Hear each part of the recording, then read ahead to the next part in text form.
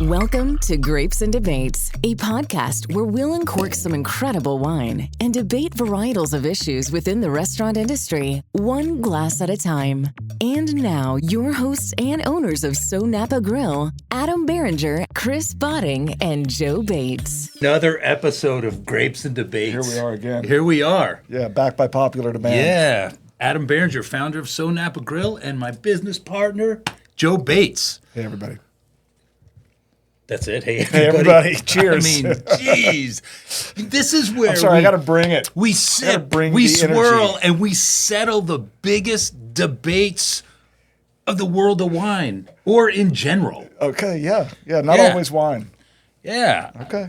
Not always wine. Well, we've got a couple. There's always wine involved. There's always wine involved. That's for sure. Yeah. And you know what? You're my partner in wine. Not my partner in crime. You've been holding on to that one for a while. Wine. Yeah. I can't believe I've never thought of that before. Yeah, well, now you have. Yeah. And we don't ever have to use it again. So, yeah, today we're tackling one of the most delicious, controversial questions out there. Whoa. Yeah. All tackling. Right. And Tackling. what pairs better with cheese?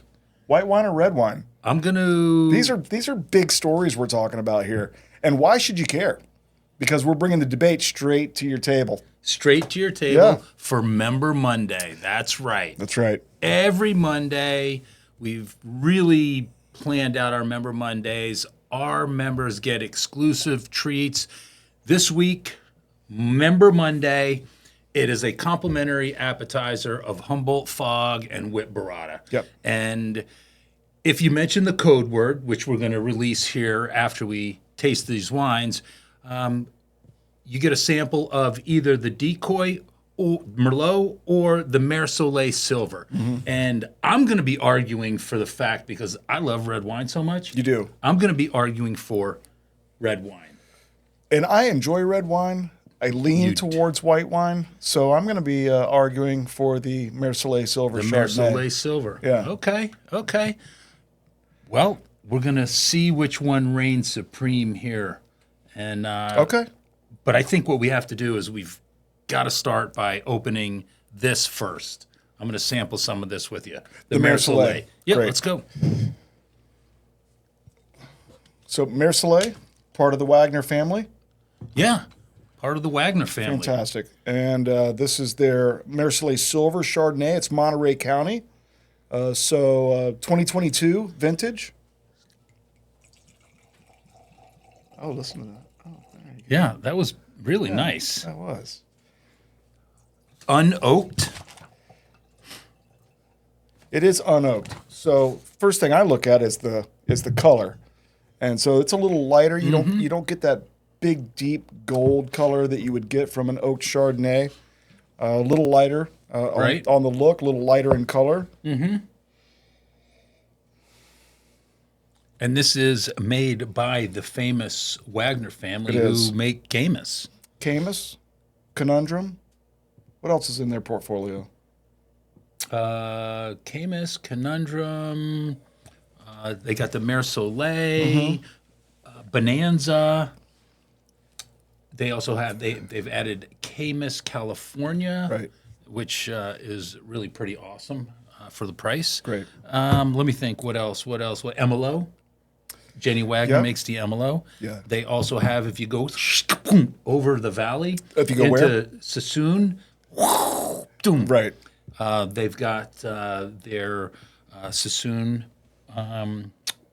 vineyard over there and tasting room. And that beautiful new tasting room. Yeah. Gorgeous. The Walking Fool. Mm-hmm. Yeah, we got them all out there. The Walking Fool, I don't know. Yeah. We'll leave it at that. Well, at this, so classic Chardonnay, big body, right? Creamy mouthfeel, buttery even. Unoaked, this kind of gets me closer to my Pinot Grigio roots. It does. Just a little lighter. I would pair this something with a little lighter cooking style of grilled fish. Yeah, but you're supposed to argue why this pairs with burrata or Humboldt Fog. So the Humboldt Fog is a goat cheese. Correct. Right? Yep. Dense, super creamy, and I think the natural tartness and citrus of this unoaked Chardonnay cuts through that tartness and creaminess of the of the Humboldt Fog. Okay. And I think it complements the flavors of the whipped burrata. So I think this is going to be a win. I think you've given me kind of a home run here. Oh. And I feel like I'm knocking this one out of the park. You feel like Do I have any other sports analogies that I can use on this? I don't know. Out of the two, and you're about to open the Decoy Merlot. Decoy Merlot. I feel like this one's going to go. This one's a little cheesier. This one's going to go with the cheese a little bit more. The Chardonnay, you're saying. The unoaked Chardonnay. That's what I'm saying. Okay. That's what I'm saying. What are you saying?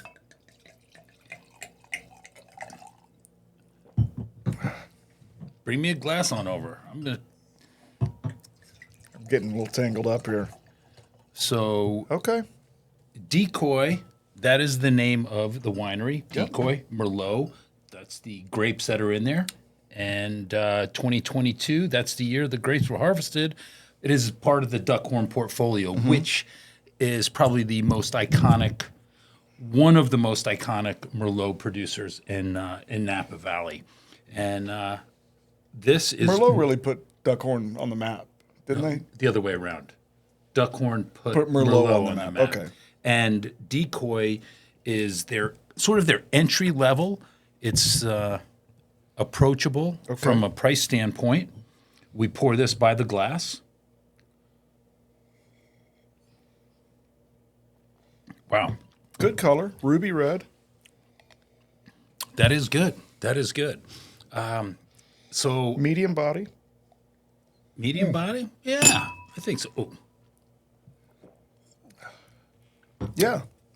And now let's think about burrata and goat cheese. What do you think? Make your argument, my friend. Well, let me think about this. Joe, you can't ignore the depth and structure of this Merlot. I mean, it's fruity, it's velvety. I think it mirrors the richness of the cheese, especially the nutty, tangy complexity of the Humboldt Fog. When we creme brulee the top of it, I think red wine brings a level of warmth that white wine doesn't deliver. Well, I appreciate your honesty, but you're absolutely wrong. So cheese already has richness. Okay. You don't need a wine that piles on more weight. You need contrast. And that's where the Mer Soleil Chardonnay delivers, especially the high acid ones like the one in our glass right now. They lift the cheese instead of fighting with it. And I'm a lover, not a fighter. Okay. Yeah. Well, I'll tell you what, let's talk about the texture and the science. Okay. All right. Cheese has fat, salt, umami. Merlot, smooth tannins. It complements, it actually enhances those flavors. And when you sip a red like Decoy Merlot, it creates a velvety mouthfeel. Okay. And I think it's actually, as you chew on those cheeses, it really it makes a beautiful pairing, in my opinion. Well, your opinion is duly noted. But I will tell you, I'll give you that the Merlot has the nice mouthfeel. Okay. I'll give you that it's got some tannins. And with that creamy cheese, it equals a little bit of a weird sort of chalky sensation for me. Okay. So the fat and the cheese coats your mouth, gives me a little bit of a heavier feel. And that heavier feel, to me, needs to be balanced a little bit with the lightness and the bright fruit of the Chardonnay that cuts through that fat. And so, ding, ding. All right. Okay. I think I win that round. There is no winner, you know, right? it's so it's subjective. Up to the palate. But, it is up to the palate. When you think of iconic wine and cheese pairings, you got Cabernet with like an aged Gouda, Merlot with a nice blue cheese, even Port and Stilton. I mean, red wine and cheese go together like peas and carrots. Okay, fine. But let's be real. There are exceptions. There's not a rule. And if you walk into a Michelin restaurant and order the cheese flight, what are they bringing out with it? I don't know. They're bringing out white wine. They're bringing out Chard. They're bringing out Sauv Blanc. They're bringing out Rieslings. Really? When was the last Michelin star you went to and got the cheese flight? Well, you know what? Just last, never. Okay. I went and, but I'm feeling like those guys are bringing you white wines if you ask. Okay. So Thoughts? All right. Well, we're going back and forth. And now for me, it's not actually for me or you to decide. I've decided red wine. You decided it's your Chardonnay. I decided the correct answer. Well, I could say code word. If you come in on Monday night, you want a red wine with the member Monday cheese pairing. Okay. You're going to say Adam's Choice. Okay. And then if you come in on Monday night as a member, and you get the cheese sampling, yes, and you want the correct wine with it, you're going to say, which is the Mer Soleil Silver Chardonnay, you're going to say Joe's Choice. Joe's Choice. So that is Monday the 10th. Okay. Member Monday, complimentary cheese pairing. And if you say Adam's Choice, you get the red. If you say Joe's Choice, you get the white. And let's let our guests decide which wine reigns supreme. Okay. So we will know next week when we talk about this. Yes, we will. Which wine reigns supreme? We will. Either the white or the red. Either the Mer the Soleil white or the Decoy. And I got to say that of all the grapes and debates that we've done, this is the least amount of wine we have ever consumed on the show. It is. It is. What's happening? You feeling all right? I'm feeling great. Yeah, I feel great, too. I'm just getting warmed up. Yeah, me too. All right. Cheers, my friend. Cheers. Oh, look at you're even cheersing me I with will. it. Cheers with the red. Well, my white glass is empty, so I'll have this one. Member Monday. Member Monday. Come see us. Come see us. Cheers.